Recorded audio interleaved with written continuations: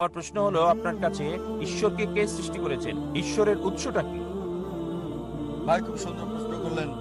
ধরেন আপনার বন্ধু, ছেলে বন্ধু, সে হাসপাতালে গিয়ে একটা সন্তান জন্ম দিল। সন্তানটা ছেলে না মেয়ে? মেয়ে। পুরুষ কি সন্তান জন্ম দিতে পারে? না।